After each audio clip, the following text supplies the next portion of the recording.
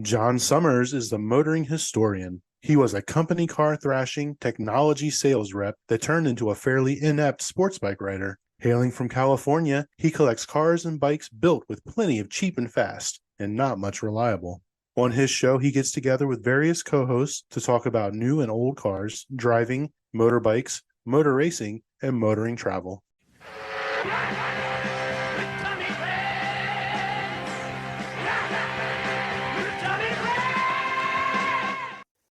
Good day, good morning, good afternoon. It's John Summers. And in a continued exploration of this new way of storytelling, I'm going to record this episode without Mark.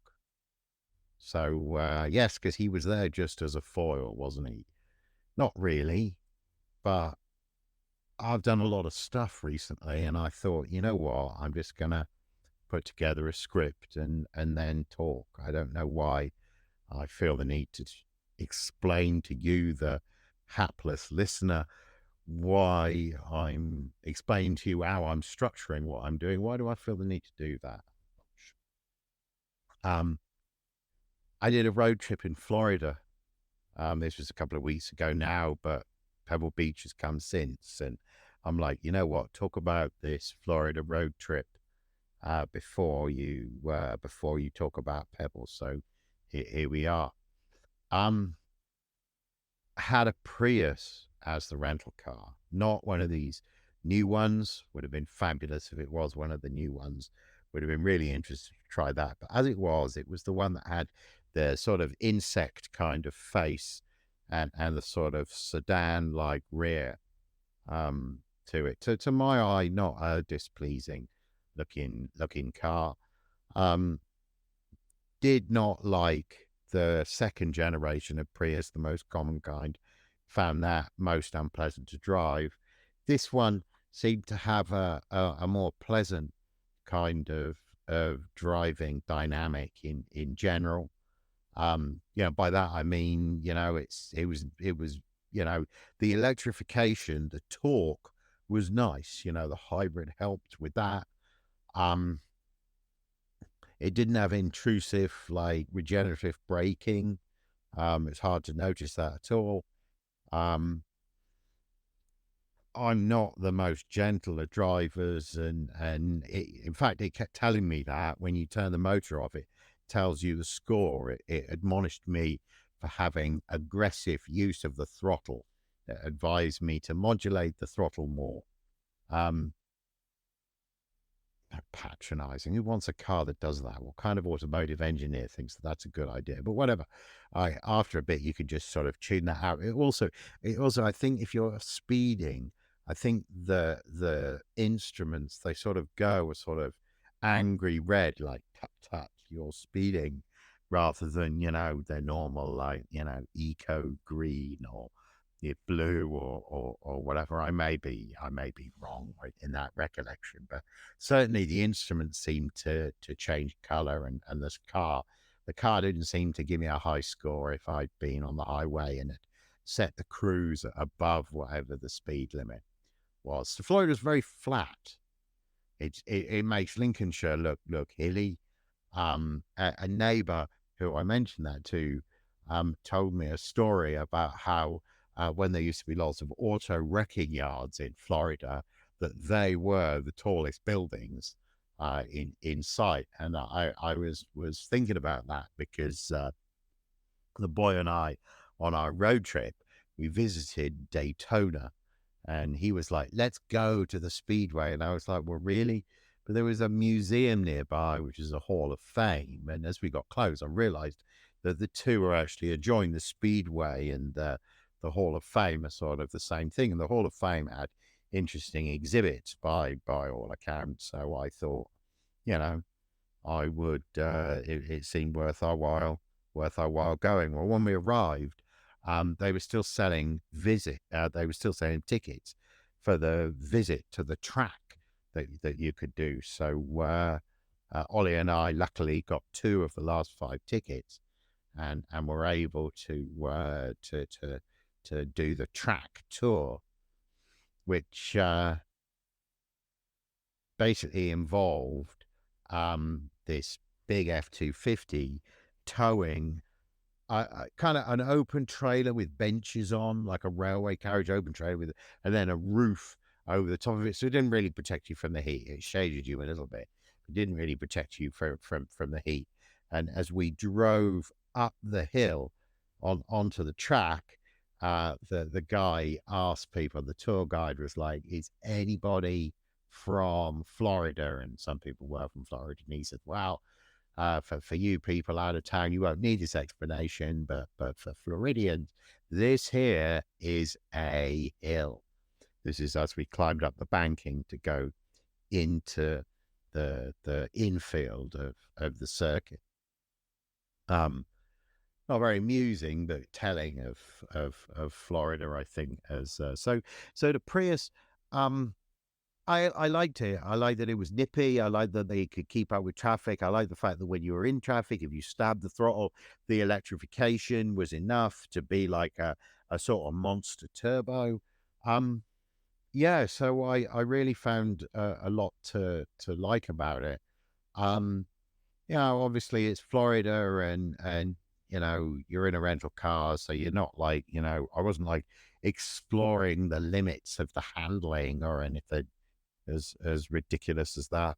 Um, it was adequate. It did better than 50 mpg.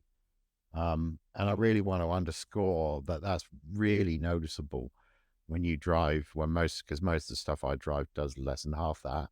So it's very noticeable just how, it didn't, you didn't need to fill it up much. And when I filled it up, a full tank was much less than I was expecting, not least because gas was less in Florida than it is in California. But, bottom line is I was really struck by how, in the past, I've said that I felt like Tesla moved the iteration of what the automobile was on. And I felt like, Lucid has moved it on again. And arguably Faraday Future, I'm kind of keen to try one to understand how I feel about that. But I feel like there has been this generational movement. Where does the Prius fit in there? I'm far closer to the Tesla than I would have anticipated before I drove one. I'm far further away from my 2016 Fiesta ST. Certainly a different generation from the, O2 E55 AMG Mercedes I have, or the '01 Mustang V8. So really, it was interesting from that point of view, and interesting that even a keen, enthusiastic motorist like me should quite like the Prius. So to segue back to the track, to be honest, the visit was kind of naff. Like, we went to Victory Lane. It was too hot to do anything. I didn't want to take pictures of me or Ollie in Victory Lane. That was like, well, blah, whatever for me. But what was cool was we went around the apron of the track. We entered on the backstretch just before the entrance to turn 3. And then we went through on the apron, we went through turn 3. And when we crossed over onto the track, you could look towards, up the backstretch towards the exit of turn 2 and get an impression of how steep the bank was. And the answer is bloody steep. And you could look the other way and you could actually see how steep the banking is on the entry of turn 3. And as we drove through it, you could see how steep it was. And then, of course, you come through turn 4 and exit there. So, I never would have thought if you go to Daytona, for me, it would have been important to visit, the place where my favorite NASCAR driver, Dale Earnhardt, turned the wheel for the last time, kind of thing. It would have been nice to go to that spot to feel like you'd been there. And we moved across that spot in a V8 powered vehicle. So, that was a cool thing to have done. I guess the other memorable thing was it thrashed with rain, and we were in a part of the wagon where we got completely wet, but that was fine. Ollie and I didn't really mind that. We went up in the grandstands and had a look at that. The seats are all multicolored nowadays, so that when the camera pans past, it looks like the grandstands are full, whereas in reality, they're kind of empty. And one wonders when the tour guide points that out to you. You just wonder about the future of NASCAR as a mass market sport. Um, I'm digressing here now, but this is the point of these, I guess. I've been doing some research into sprint car racing in the Bay Area, or what they used to call in the immediate post-war period. Right, it's editor John here, just to say that the tangential link here is that NASCAR viewing figures are declining, precipitously so. And indeed, these midgets that I've been studying, the same happened. They had this massive boom in popularity in the late 40s. And then by the early 50s, mid 50s, it was totally gone. Big car racing, because the big cars were what we now call sprint cars. They were in contrast to the midgets, which were the same kind of car but produced to a much smaller scale, and these would race on sub quarter mile ovals, dirt ovals, sometimes paved, sometimes board tracks, with all the attendant, what they used to call in period, thrills and spills, but what you and I would call a safety nightmare in terms of cars tangling wheels and jumping up, and wheels hitting people on the head, and cars turning over without roll bars and all of that. So this is the challenge of doing it on my own. You see, I lose my train of thought here. Luckily, I can edit myself. Although I might not bother. That's really the authentic thing, isn't it? Is to not bother. So look, I've just woken my phone up and revisited the thing, and I was talking about the Daytona track visit, wasn't I? So we went to the museum as well, the Hall of Fame museum. I'm not that imaginatively laid out, I would say, if I was being a museum critic, but that seems very snobby and pretentious to have approached it from that perspective. I was mostly excited by the Bluebird being there. It's Campbell's 274 or 282 or whatever, that Bluebird. Really a great looking car, and awesome to see it there alongside, Marshall Teague's, fabulous Hudson Hornet. I guess I didn't know that Marshall Teague had Smokey Yunick as a mechanic on those fabulous Hudson Hornets right at the beginning, and that ties up nicely with a piece of history that Ollie and I that I'd done myself more recently, but I sort of showed Ollie, here is the site of where Smokey Yunick's shop was. Here is the site where the fabulous Hudson Hornets, which he knows of as Doc Hudson from the Cars movie, that voiced by Paul Newman, the sort of mentor figure for the main character in the first couple of movies. These garages were close to each other, and you may or may not know Smokey Yunick's place. When Smokey died or retired or whatever, it's that empty.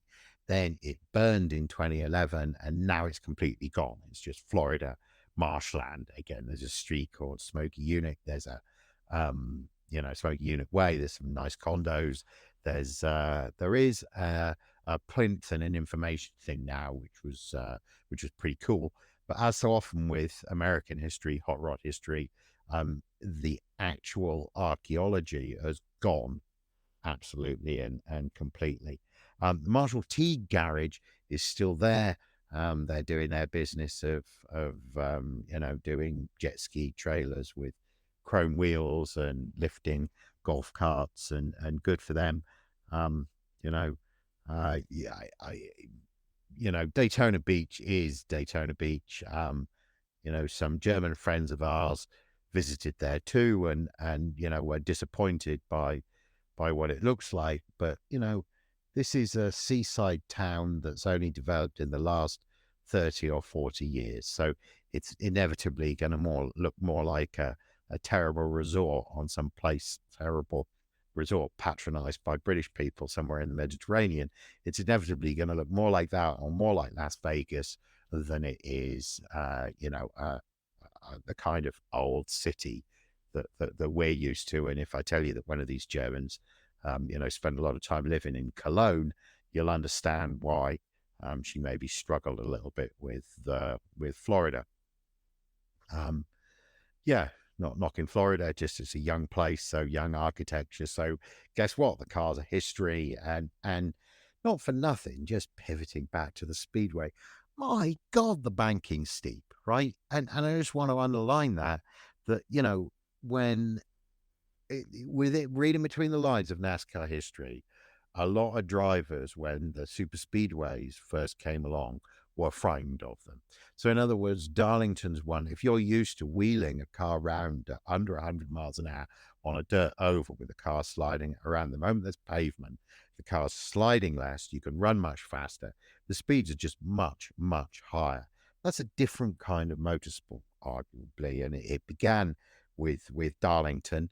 And I think certain drivers did well there and certain drivers didn't. And I think, we think of, you know, Buck Baker as Darlington. Here's somebody who wasn't afraid to hold the pedal to the metal on pavement all the time. I think the feeling at Florida was the feeling in Florida when the Speedway was first built was even more so. A1A Beachfront Avenue. We remember the line from old Vanilla Ice.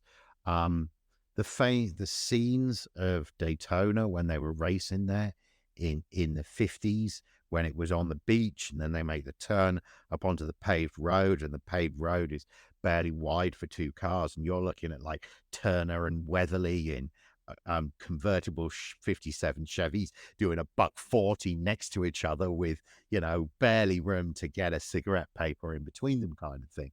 That era of racing, it's mostly condos now. The beach is still open, it's hard packed. It hurt Ollie's feet running on it, which shows you how great a surface it is for racing, shows you why Seagrave came there, why Campbell came there. So we understand why it was a great surface. That was interesting. The site of the North Turn, there's a restaurant there called the North Turn. So the actual place on the beach where you see this film of them, of these, jalopies, that's what they called them even at the time, isn't it? Understeering on the sand at more than 100 miles an hour and then bumping up onto the pavement and speeding on down the road, and sometimes like overturning and crashing into cars that had already crashed. All of this kind of film that you see from NASCAR history. That piece of road's still there. And I got a little bit of film there. I think it is the original pavement, just immediately after the turn, on by a car park where we parked up just before it's all been built up into condos. So interesting that the history's still there. Interesting how they've chose to preserve it, package it, tell the story. Ollie and I had fun. The other thing that we did in Miami, and this is just an interesting thing, was through VinWiki. I encountered this guy, John Tamerlian. Forgive me if I've mispronounced his name. I probably have. Either way, the bloke is an eat, sleep, drink Lamborghinis. It's Lamborghinis. I said this to some of my colleagues at Pebble Beach, and I could see them mentally rolling their eyes. But this is the truth of what they do. And they had cars on the lawn at Pebble. And I can't underline how cool that was to see. Curated, or online we are curated Lamborghini. It is Lamborghinis done with a Pebble Beach eye. It's the Lamborghini. It's the Pebble Beach attention to detail and posterity, and the stories that he tells on VinWiki are awesome. I love the stories. Um, so he tells one story about a rare color, a green Diablo that was in some Japanese guy's kitchen, and it was there for years and years and years. Um, he like bought the car, he restored or whatever, blah blah blah. I can't remember the full story. When we were at the place, I saw the car in the workshop. The workshop, the square footage of the workshop is probably bigger than the square footage of the showroom. And the showroom, the cars were packed in. And I mean, it was impeccable quality cars. It was literally like I picked out for Mark Gammy the yellow Diablo SV, but for myself, a black Countach 5000 QV wing delete. Just really, really great cars, great colors, just presented in a superlatively good way in the best environment for Lamborghinis. Because Miami, my God, there is a vibe there. And my God, Lamborghinis fit it. I saw more of them than ever. Never did a purple Urus actually seem like applicable. But, when you're on Miami Beach and, my word, I'm not going to talk about the people, but my word, Lamborghinis actually fitted. So a word on, one would hope, Tamerlan came across in person as he does in the video. And when we rocked up, he was there. I just rocked up with my family. It was 10 o'clock on a Saturday morning or something. And he was there. He was selling the car. I didn't try and interact with him. He was moving around because he had a customer. He was selling the car. Did the customer want a test drive? The car was running. They were getting cars loaded for Pebble. I saw the car. One of the cars they had on the lawn at Pebble was a Countach that had been the 1981 Monaco Grand Prix pace car. I saw that car, sitting outside waiting to be loaded. I just love it when enthusiasts, when people who love cars are like enthusiastic, when the passion is authentic. That's what's great about Pebble Beach generally. That's what's great about the car hobby generally. Love the curated and Tamerlan specifically kind of embody that. So that was fun. Also went to a super cool museum. Forgot to mention this when was talking about the road trip, the Death Valley, 124 degrees in a pickup truck with no AC. Well, the end of that, and an 8-year-old boy. Is that child endangerment? I'm not sure that it is. I just incriminate myself. I didn't do it intentionally. No, and yeah. And anyway, but I've just, yeah, I may need to trim that out. At the end of our F-250 road trip, we stopped at a museum in Paso Robles. And the symbol of this museum is the Estrella Warbirds Museum. And the symbol is a P-38. So I naturally assumed that they would have P-38s there. So these are this twin spar silver plane, a little bit similar. I think of them in the same area as the Mosquito, where it's basically as a fighter, but it's got two engines, so it's got twice the power, twice the speed, awesome to fly. This was a Pacific Theatre only thing. I've never seen one in the flesh. They don't have one. They use the symbol, but they don't have one. So that's a bit odd. But, they had a Phantom F4, and I was quite happy walking around looking at these planes baking in the sun. And I would just say this is a theme of California, that in California, the history is the history as you receive it, like the brown signs. The brown signs are going to be the site of some Native American people, like a hunter-gatherer people.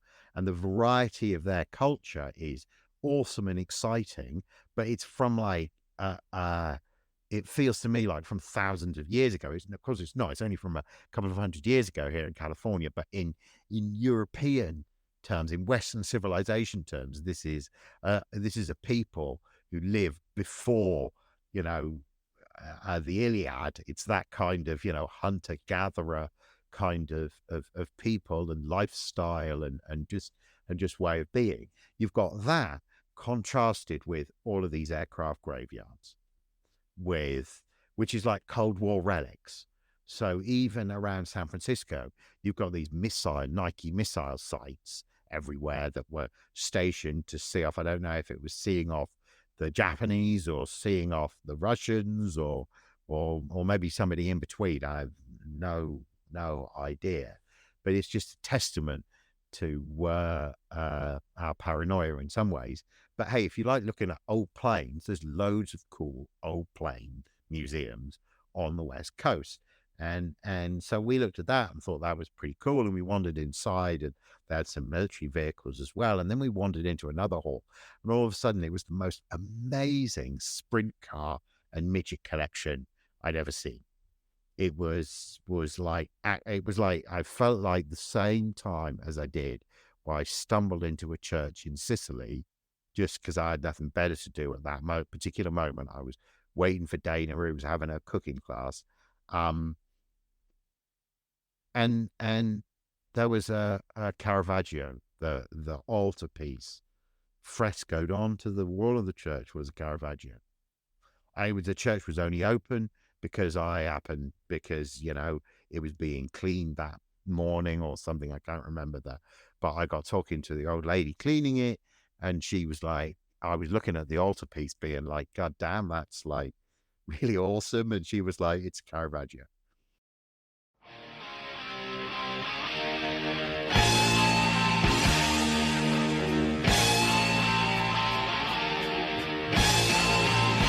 This is it!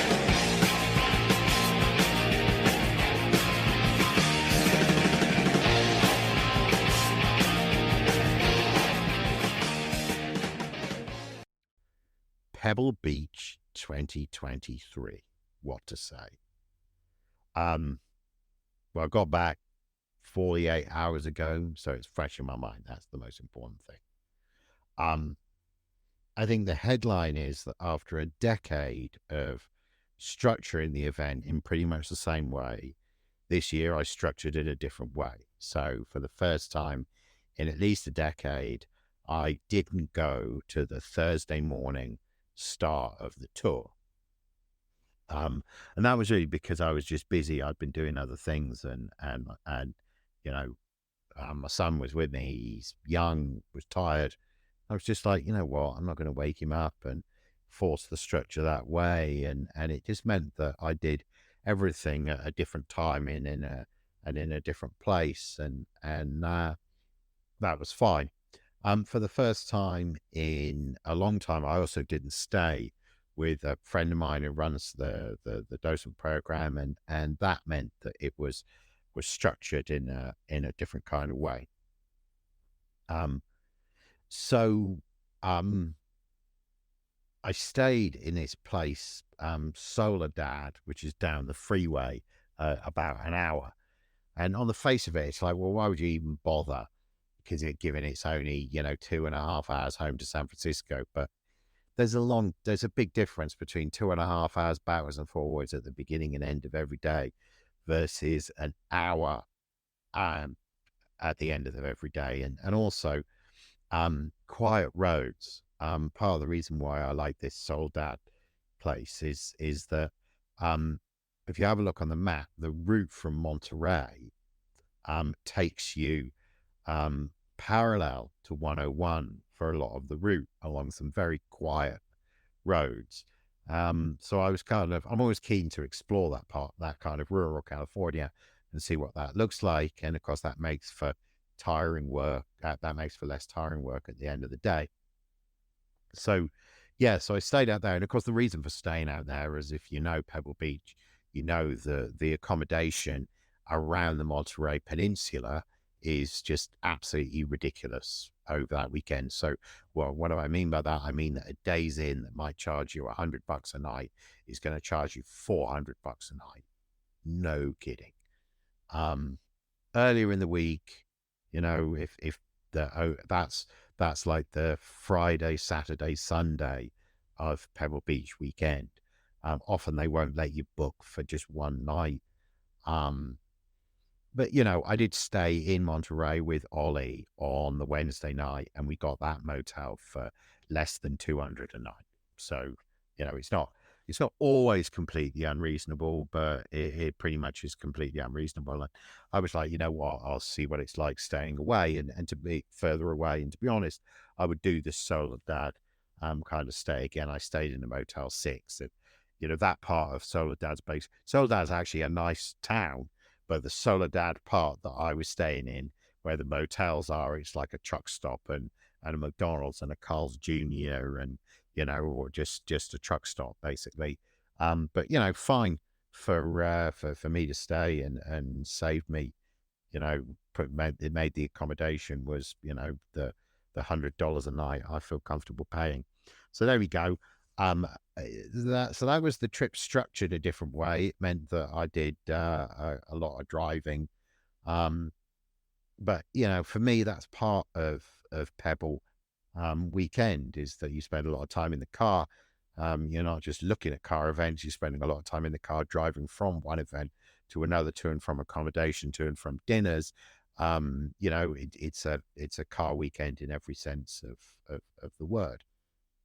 Um, uh, so the thing I've got sort of on the top of my list, if you like, but the thing that I've noted down here was I like to try and really defocus on the minutiae and really get a sense of a general impression. Um, and I was struck last year by all the McLarens. There were lots of McLarens. So at one point, a driving group of like 14 of them came past me, and I was like, wow, like it only feels like yesterday that McLaren was starting to manufacture road cars. And yet here's like a whole subculture of people younger than me, people in their 30s and 40s who've collecting these supercars. They're, you know, they're coming to Pebble Beach, they're coming to Car Week. I feel like they're probably not on the lawn at Pebble Beach. Maybe they are. I don't know. Maybe they're the people that come all dressed up with their beautiful wives and girlfriends. Maybe they're the people that come on the lawn in the afternoon. Um, I don't know. It's a really peculiar kind of thing. I feel like there's a subculture of Pebble Beach. This is what I've said. I've said on this pod before. I feel like there's a subculture of Pebble Beach which doesn't mingle in the Duesenberg Packard kind of circles, which I feel like, you know, the what actually happens on the Sunday afternoon side of it.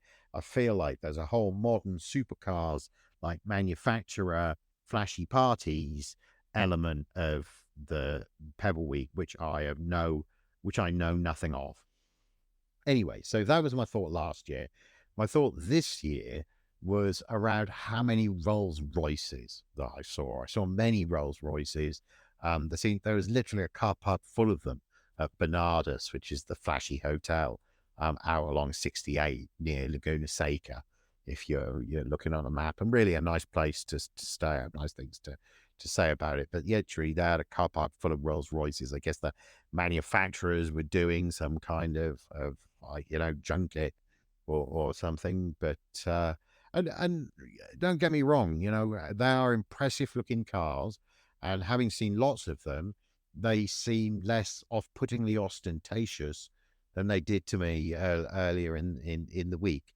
And certainly the Cullinan has grown on me to the extent that I feel like this is how it's truly a Rolls Royce. Like it was natural for Rolls Royce to do an SUV. Looking back, it wasn't like shocking that Rolls Royce should do an SUV. The Rolls Royce do luxury cars, and luxury cars of the vintage period of the same shape and weight as a modern Suburban or Escalade. So why shouldn't Rolls Royce do a Suburban or Escalade of their own? And there were some Cullinans, there were some of these suicide door, are they called ghosts or wraiths or whatever? I don't know what they're called, but they do lovely contrasting paint.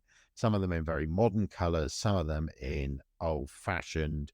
I saw one in a lovely like 50s or 60s royal, like royal blue. really did look nice. It had like a retro feel to it. Whereas, as I say, I saw another one that was like black and had a gold mirrored hood. Bonnet was gold down to the spirit of ecstasy. And Rolls Royce always were for ostentatious people, but I just feel that Pebble that seems to speak to the way that Pebble Beach itself has become more about ostentatious people, people who are rich or people who are pretending to be rich, people who are seeing and being seen, I suppose, what I would say. And that was what I felt about Miami. There was a lot of people who are seeing and being seen, a lot of people who had Lamborghinis because they thought that was a way of conveying that they were wealthy, which is probably the opposite. It's probably a way to convey that they're somebody who's recently acquired a lot of money and doesn't really have any idea of how to save or spend it. But I guess that's Lamborghini's image, isn't it? And why not? I don't want to knock people buy Lamborghinis. I would want to buy a Lamborghini myself if I suddenly acquired a lot of money. It seems a brilliant expression. It's like the crypto bro thing, isn't it? The yellow Lamborghini, No wonder Volkswagen dial understeer into them to make it easier for people graduating from Golf diesels onto Lamborghini Huracans not to crash into the scenery with more frequency than Mustang people.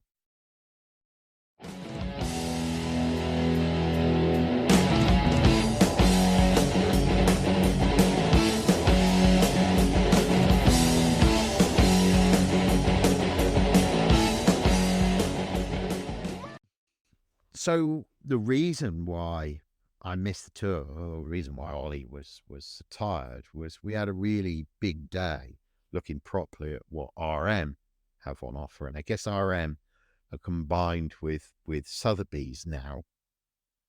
And I think that means they have access to a different kind of, you think of how large Sotheby's are as a property management and sales group, it feels as if RM have suddenly gotten access, in the last couple of years since the merger, have gotten access to a bigger, customer list. I suppose what I'm saying is I was very impressed by what they had on offer.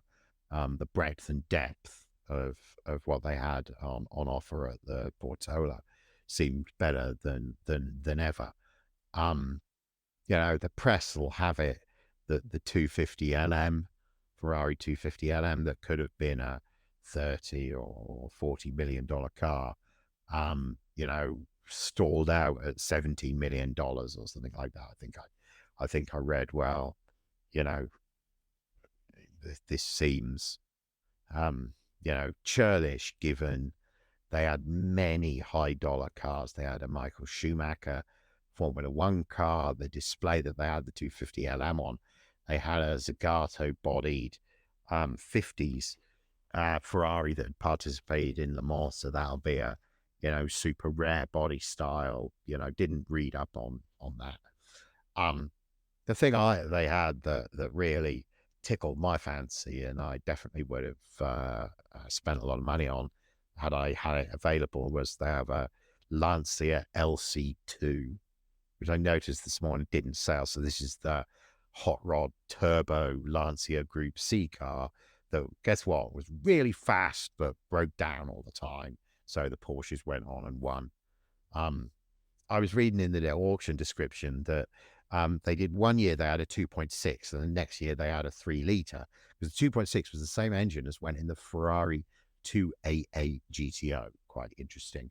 But this LC2, it's martini livery, awesome looking thing. What I loved about it was in 2.6 spec, the motor that went into the GTO, it was faster than the Porsches, but unreliable. So the next year, instead of fixing reliability, they came with an even more powerful engine, and now had like 840 horsepower or something. And you're like, welcome to Lancia Motorsport in the 1980s, where everyone works in their own idea and finds funding for their own crazy idea, and nobody stops to think about reliability or anything like that in a remotely constructive way. And therefore Porsche won.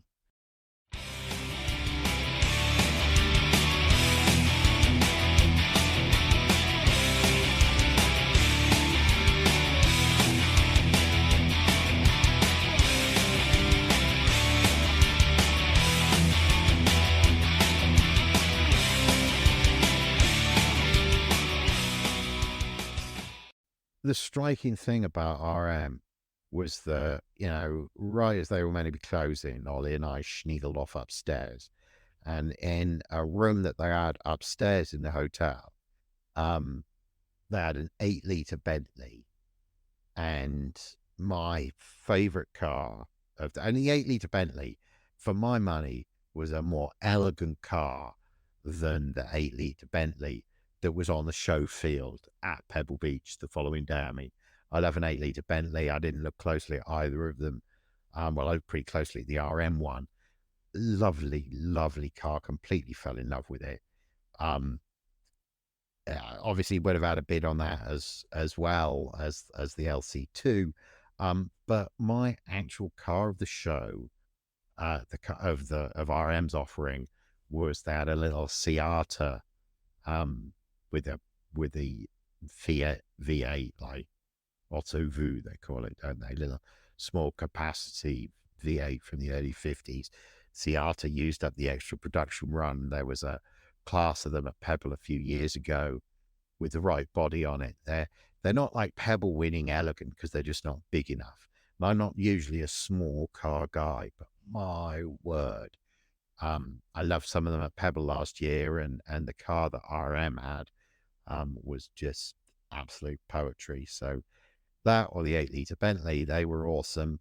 The other thing that RM did that was kind of fun was they set up outside this Ferrari barn find collection. And I guess the plot was that the cars had been stored at a warehouse and a hurricane had happened and the roof had fallen in and crushed some of the cars. And they set the display up in the same way as when the hurricane crushed the cars. Now, it didn't damage many of them, but, the roof just fell in on it. And in fairness, the car that's made a little bit of news is the Mondial, like a little sports car from the 50s, 4-cylinder sports car from the 50s, but pretty winning car. I guess the estimate on it was 1.2 to 1.6, and I think it did all of that, maybe a bit more. And this for literally a twisted chassis. Literally, there's no car to restore.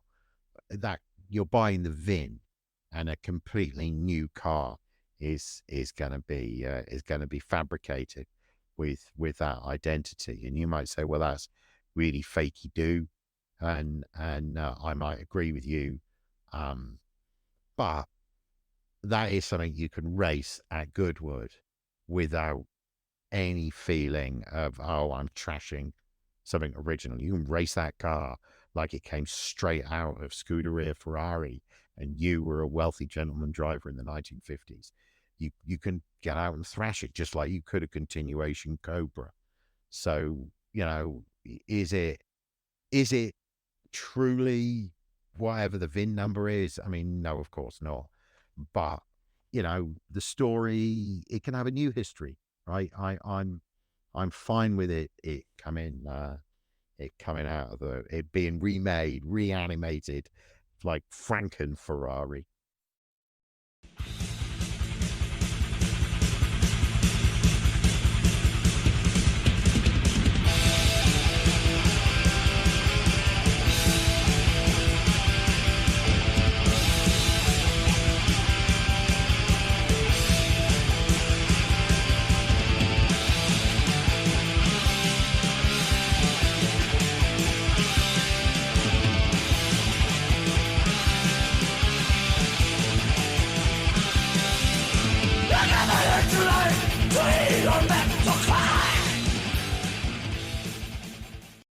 So usually on a Friday evening, I would take a drive along Carmel Valley Road, and I would park up in the Bonhams car park and have a little look, see what Bonhams had on offer.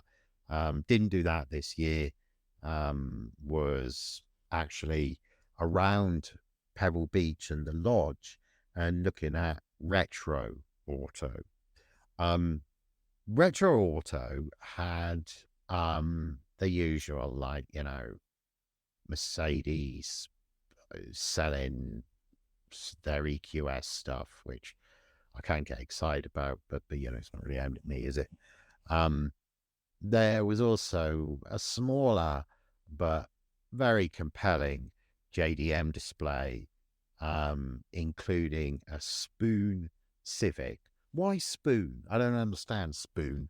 I'm going to need to Google Spoon, but like a white Civic 3-door with just like set up street race spec, and you're just like, yes, this is a classic car. This is the 32 Ford, the 55 Chevy, the Civic, the white Civic with the strut braces and the aftermarket wheels slammed.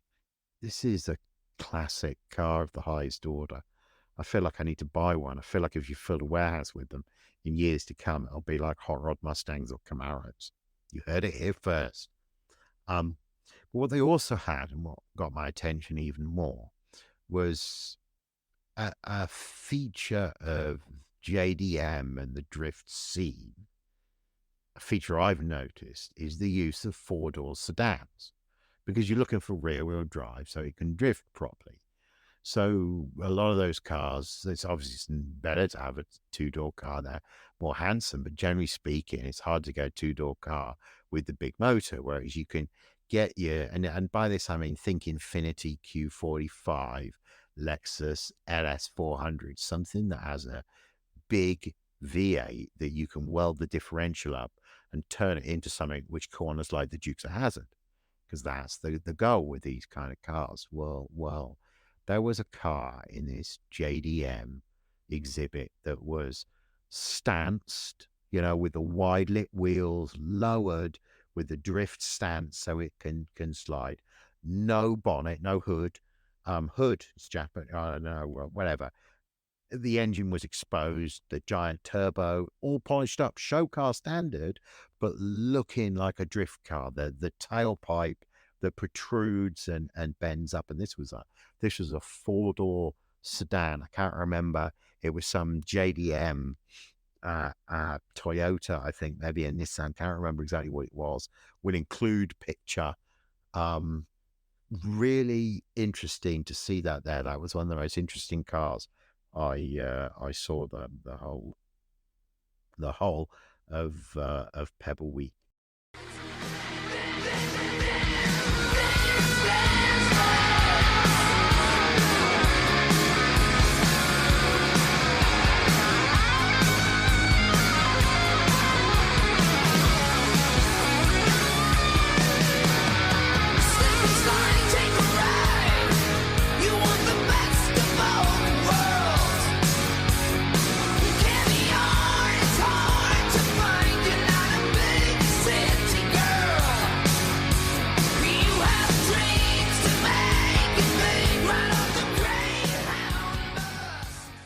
I also missed the end of the Quail when I didn't bother driving down Carmel Valley Road like I usually would. So historically, what I've done is the Quail event takes place on the Friday, and if you sneagle along by the golf course there,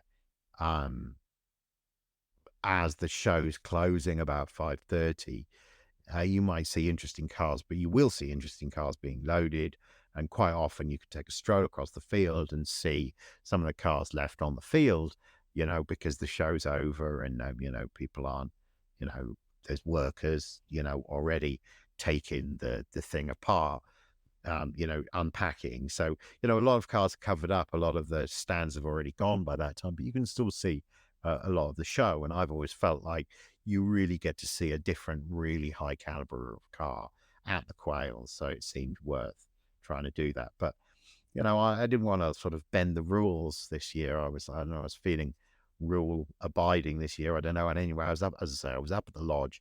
I was looking at this interesting JDM stuff. Mercedes had some really interesting cars. In fact, the car that Mercedes had that caught my eye the most was the car that appeared on the concourse lawn as the factory entry in the Mercedes-Benz S-Class category. So the original S-Class, if you're not aware, Mercedes and Benz merged in 1926. They were forced to merge by the collapse of the Weimar Republic. Obviously, at that point, it was critical that you did a good product that had some export sales, because otherwise it was like you weren't going to survive. And the car that they created, which was designed by Porsche, was called the S-Class. Yes, designed by Porsche. I said that correctly. This is Porsche, the Porsche Senior. I can't remember whether Ferry or Ferdinand. I think Ferry is the younger one. Ferdinand is the older one, but whatever. It was designed by Porsche.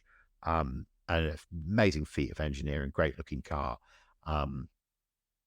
And I was looking at that instead of being at the Quail.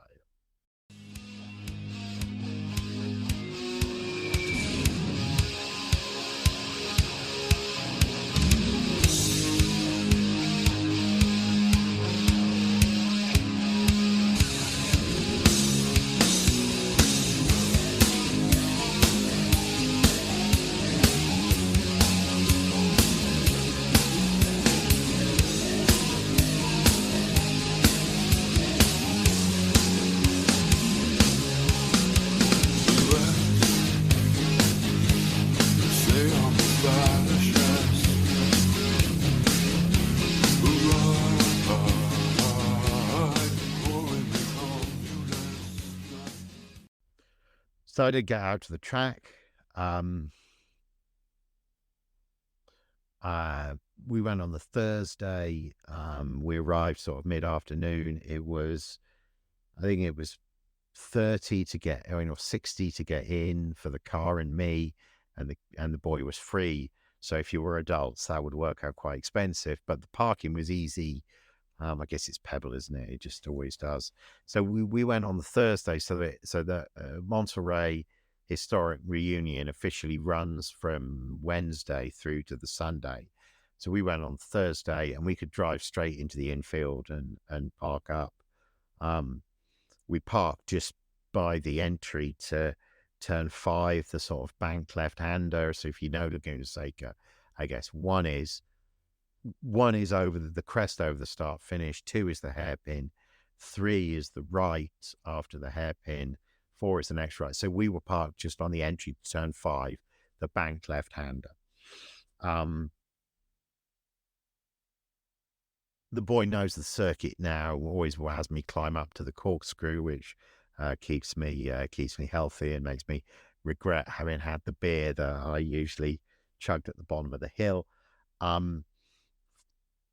We love walking, viewing. He loves viewing from the corkscrew. He enjoyed the Group C cars the most this time.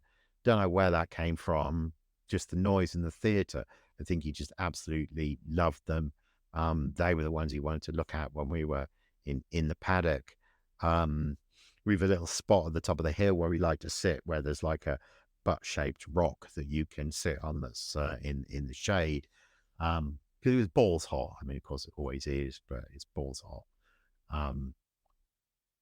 My thought about Laguna, and I was saying this to him, is from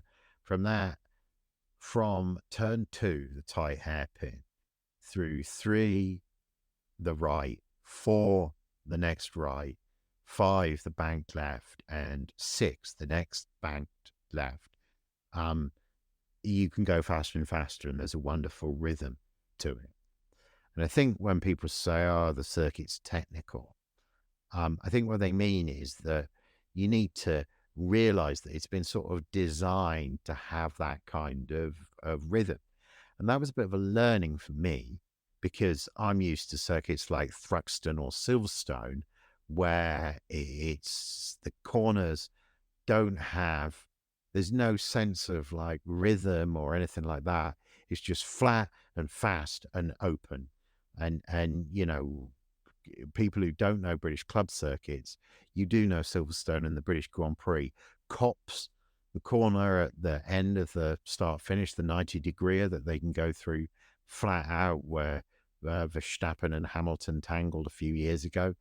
I mean, that corner is everything about a British club circuit to me.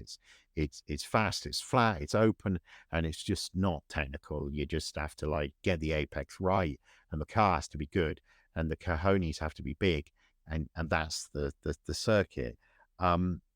Laguna Seca has a whole different level of sophistication. It's cool, but and it's a different kind of thing. And I was thinking about that when I was there just recently. The ones I loved the most were the historic Formula One cars. I guess Phil Riley has moved on to pastures new. He's the person, or his shop is the place to have your DFV rebuilt, and it's just across the bridge over in Corte Madera, just the other side of the Golden Gate Bridge. So I always felt like it was very practical and attainable to, buy your Brabham or your Lotus or your Williams Formula One car and have Phil Riley do the engine building on it. So we mourn Phil Riley, moments silence, or moments revving motors for Phil Riley. But so I enjoyed the historic Formula Ones there. I guess the other thing that I noticed being there is how the brass era racing cars, the epic stuff that I love, that's not really that well suited to Laguna Seca. But every year at the Rolex Motorsport Reunion, which is the brand name, I guess, of the races at Laguna Seca over Pebble Beach weekend, they always brand themselves like the Ragtime Racers, and they have like a spot right at the front of the paddock, and posters and awnings and a whole piece of theatre which is set up and felt very similar to the piece of theatre that the auction companies had. And I was just thinking about how in an era where you can see what's going on the track at Laguna Seca better on YouTube than you can in person, or where you can buy a vehicle from Bring a Trailer rather than going to an auction, it seems that they're stepping up. The live events are stepping up their theatrical game. They're leaning into the fact that they recognize that this is sort of performative theater that you're involved in, and there has to be this dynamic performative theater element. Otherwise, you just want to watch it on YouTube. It's terrific, right? I'm not saying that this is it's somehow a bad thing or a cheesy thing. I'm saying that it's exciting that the environment, the smell, the motion, the drama of classic cars works well. The theater should not be a stranger for classic cars.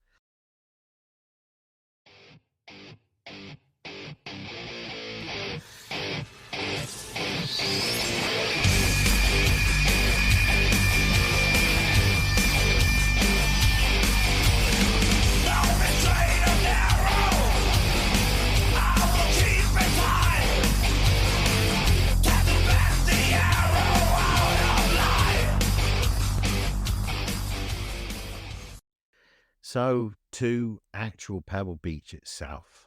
And again, this was structured a little differently for me, because in the past, my friend Wayne Craig's the guy's name. He's the docent lead at Pebble Beach, been a friend of mine for years, great guy. Wayne has usually been able to get us a ride with somebody who has a disabled placard. And that enables us to park in a different car park from the one that the other volunteers park in.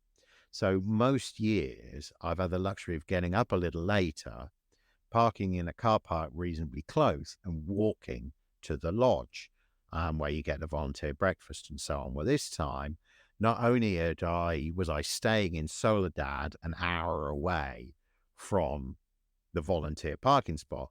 But the volunteer parking spot was a park and ride, and I had to like allow an hour for the parking and riding.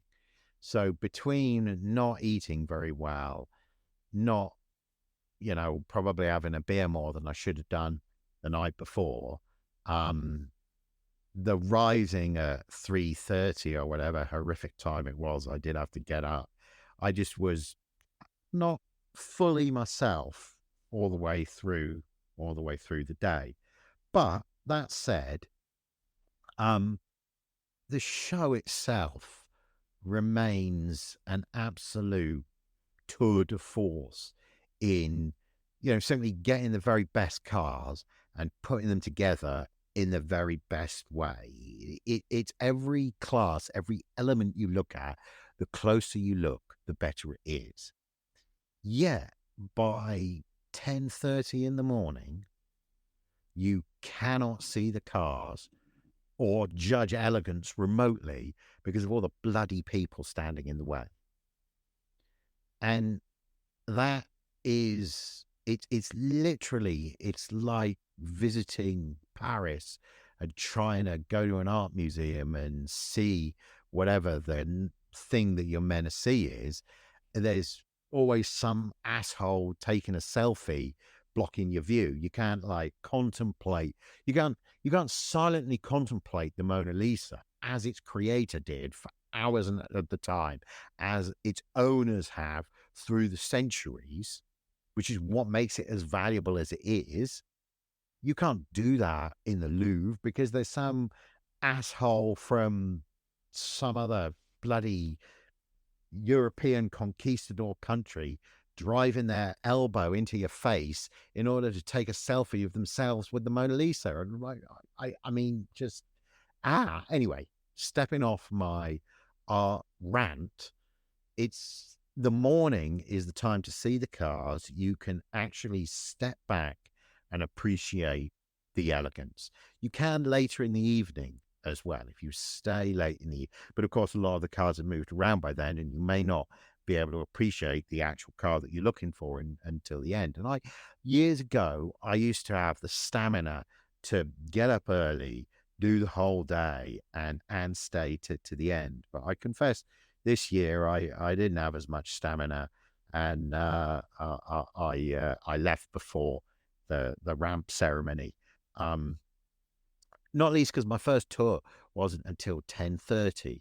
So between like arriving on the field at 6 o'clock and watching the cars and looking at them, there's then a long time until your first tour. So I was exhausted certainly by lunchtime. But anyway, in terms of the careful balance of classes that I love Pebble for, they contrast the something new. So we talked about, Lamborghini, the curated cars being there. It was 60 years of Lamborghini. It was 60 years of McLaren. They had Senna MP4 from 1988. This is the year that Senna and Prost were dominant. This is the year that Senna emerges as arguably, if not the greatest driver who ever lived, the fastest driver who ever lived, arguably. So the only way to frame that is to say that, if Arthur was the greatest warrior who ever lived, Excalibur, his sword, is an awesome thing to behold. And in that McLaren, we are looking at Excalibur, and that was an awesome thing. It's in a row that has 3 McLaren F1s in it, a road car that's done 200 miles in its whole life, a racy guy, and arguably, I mean, maybe the car that won Le Mans. I've not checked the car guide that they do a good job of giving out now. And fundamentally, the car guide has more information in it than I can give as tour guide. But what the car guide can't do is the kind of stuff that the tour group that I had wanted, which was how does the concourse work and how do they choose the cars and all of that kind of blocking and tackling of the concourse.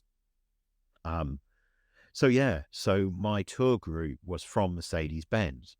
Mercedes-Benz were arguably the featured marque. There was a class of S's, SSKs, and SSKLs, and you can see the model evolution there. And then in classic Pebble style, they do a Vanderbilt Cup class, and there's three Mercedes from the Vanderbilt Cup era, which just shows what absolute monsters on the track Daimler and Benz were before the two companies merged. And then you've got this awesome S-Class, and you can show the punters the difference between what your company was doing on the racetrack and what your company was doing on the road. And we talked about Sindelfingen and the in-house coach building, which I just think is the most awesome thing.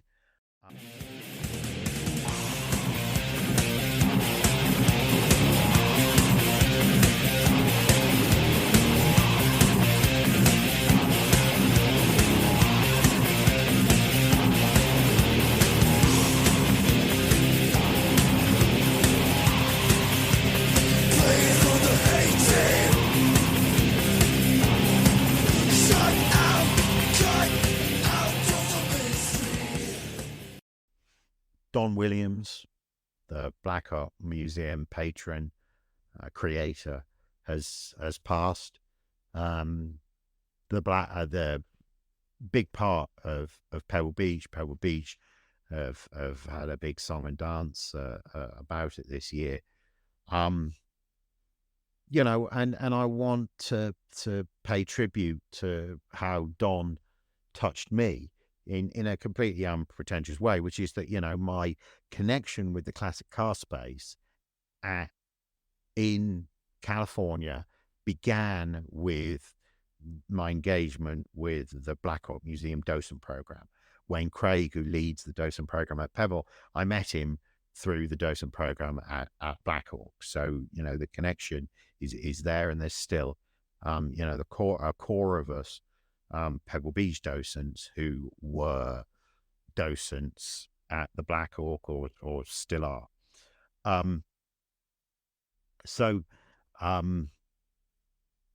Don, his thing was to touch as many of the great cars as he could. So in other words, he wasn't a buyer and a keeper, he was a buyer and a seller. He sold the first $1 million car. He sold the first $10 million car.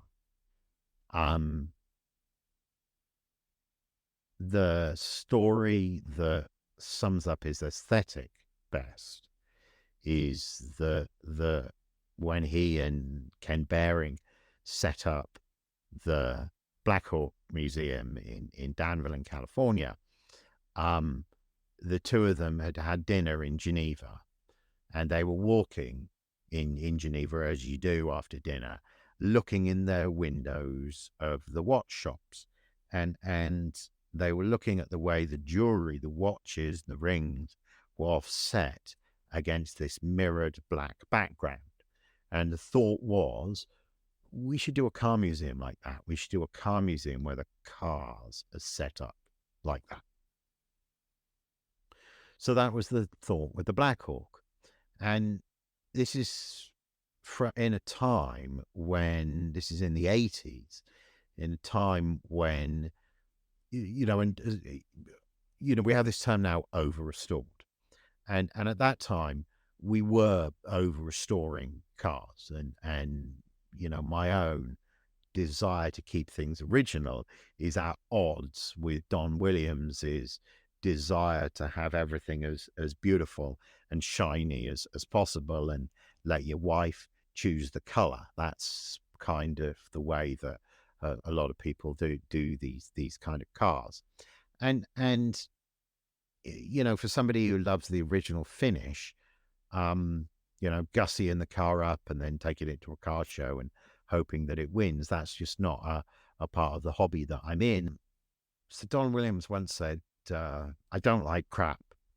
And I always kind of took that personally, because basically everything that I have would fall into crap as his category, because he loves stuff absolutely picture perfect, the white wall tires, the the gleaming chrome. That was how he wanted cars to be. And in his era, in the 80s, you know, if the leather was cracked, you restored that. And for us now, that's destroying the patina, and it's really hard to think about. But you know, for me, um, the it's not just like the patina and whether the leather's cracked or not, or whether the paint's faded or not, whether you can, you know, win a car show with it, or whether it's as the car was, you know, the original 30s leather. Um, for me, it's about storytelling. And dramatic as the Black Hawk notion of the car floating like a piece of jewelry against the background, dramatic as that is, it blunts your ability to tell the story and relate it to the people. So in the Black Hawk, you know, docents would always talk about wanting to have mannequins, and Don was always keen to avoid that, because they'd look absurd, right? They would make the cars look silly. But with the mannequins, that was a great way to engage a tour group, especially children, with the idea that they might be able to ride in this car, drive this car. These are the kind of clothes that people used to wear to drive these cars. It was just a way of humanizing the exhibit, which was exactly what Don and Ken's original vision did not encompass. So I just think that's interesting, and I think it's there's almost you know, it's museum fashions, and it's fashions about how to collect, how to show connoisseurship. That's fundamentally what is being discussed here. Um, and you know, I guess I could disagree with Don about whether or not I like crap. He doesn't, I do. I do love that he elevated old cars from being secondhand tools to being antiques. Because before his time, you know, a Duesenberg was just an old car. And it was people from his generation who looked at them and were like, no, they're not just old cars. They're amazing bits of American history, and they really need to be preserved and gloried. And that's exactly what he and guys like Nethercutt and so on did. So hat off to so Godspeed, Don Williams, with your touch every car. Godspeed, sir.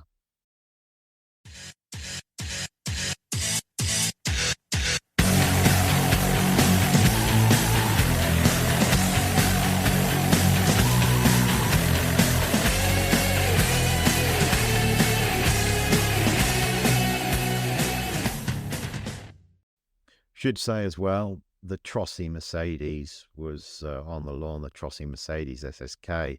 Trossi, of course, one of Ferrari's early financial backers, pretty handy driver. Raced an SSK, liked it, later bought it back, had a dramatic body put on it. It's the picture that I've used for the episode. Owned by Ralph Lauren. I never before wanted to pick a best in show before the show, but this time I was like, the Trossi car will win. It wasn't being judged. Natch. There you go. It did win a couple of years ago. A couple of other cars on the field have won other years as well. Applicably, it was a Mercedes that won this year. It was a 540k special roadster, a black one. Quite pleasing for me. My tour group, as I said, was people from Mercedes-Benz. Bloody excellent English, all of them, by the way. I didn't even realize they were all German until halfway through my tour. But didn't know much about the concours, so I did a lot of explaining how the concours mechanics worked. You know, you start with 100 points, you get deductions. The class, whoever wins the class is the, you know, that yes, the tool rows are important. If a piece is missing, that's a point off. When did the judges do the judging? You know, how do we choose the judges? How does one get to be you know, all of that kind of stuff, which it was a real pleasure talking with them about. It just goes to show that people don't want the speeds and feeds on the cars. They really don't.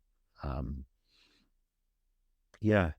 Um, it was very pleasing to me that my tour ended. I ended my tour by comparing a Mercedes 540k with an 8-litre Bentley, and there was a Porsche in between, and we talked about, Audi and Porsche, and we could compare the three together. They loved doing that.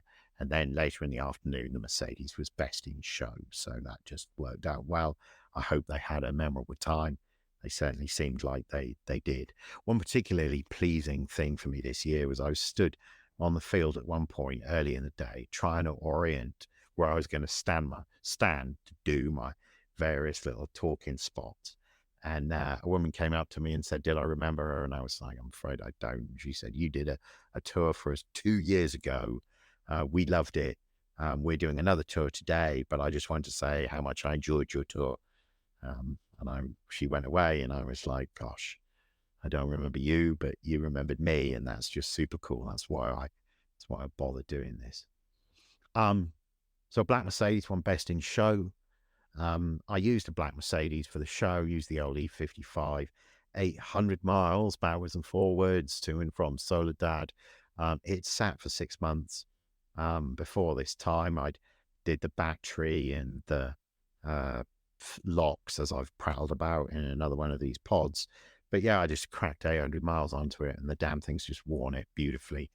Some of them, cruising miles, some of them really quite hard miles.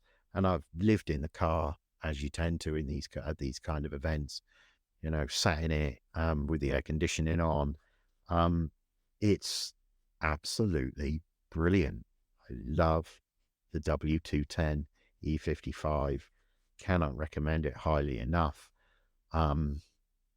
Yes, it has the rust on every body panel. Now it has a terribly cracked windshield. I guess when it came out of storage, I turned the wiper on. It was raining, and I think the wiper must have been a bit stuck in dust or something. Anyway, it cracked the windshield. So the windshield's now looking like it's, not terribly cracked, but it's got 3 or 4 different, foot-long winding cracks away from where the wiper mounts. But we love the Black Mercedes, and this Pebble was very much the Pebble of the Black Mercedes. So I want to wrap up by just talking about something that's just been gnawing at me about not just Pebble Beach, but about old car events generally. And it was sort of summed up by something a friend said to me about how cadaverous appearing some of the entrants were. And in his mind, there was a contrast between the old car, which has been perfectly restored, and the woman presenting it, who has had a ton of plastic surgery and yet still appears faintly cadaverous. This sort of idea of the car somehow being legacy. This is why she's invested all this time and energy in an object which she says she's, not going to drive. Like, of course, I wouldn't drive it, which is the object's purpose. So that seems odd in itself. And she is trying to make herself new, and the car has been made new. There's a very odd. I think the term is avatar is going on here. There's a really odd dynamic taking place around this, and this idea was introduced to me shortly after I had been overheard a snippet of conversation, and it was during judging, so it must have been earlier in the day, or maybe it wasn't during judging. Maybe it was either way. It was a contestant talking about himself with somebody, and I just heard a snippet of what he said, and he said, "Because I am a plastic surgeon by trade. I am a plastic surgeon by trade."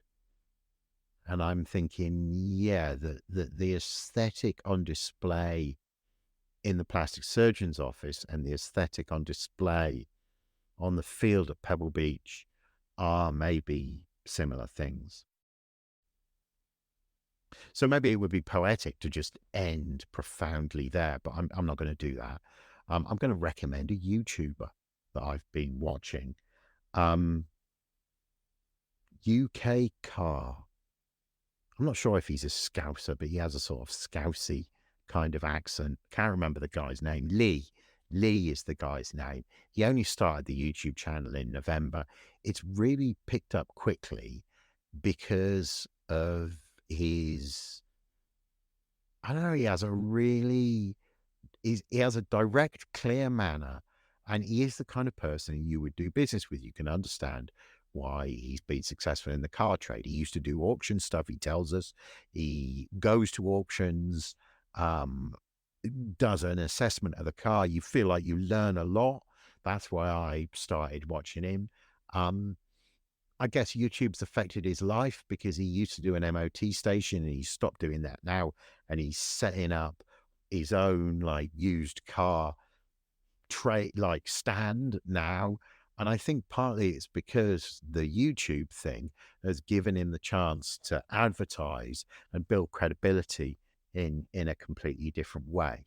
So just as part of my car storytelling, I just love this bloke. He's you know, I enjoyed Rabbit's used cars when Rabbit actually talked about used cars, but now Rabbit's gone all Hollywood. This guy from Northern England, he's taken over from Chop's Garage as my new favorite YouTuber. So, thanks for listening. Don't know whether you feel like this format works. I disable all the comments anyway, don't I? So you can't insult me. So, yeah, I don't know. Maybe I'll carry on with this format. Maybe I won't. It's completely the artist's whim.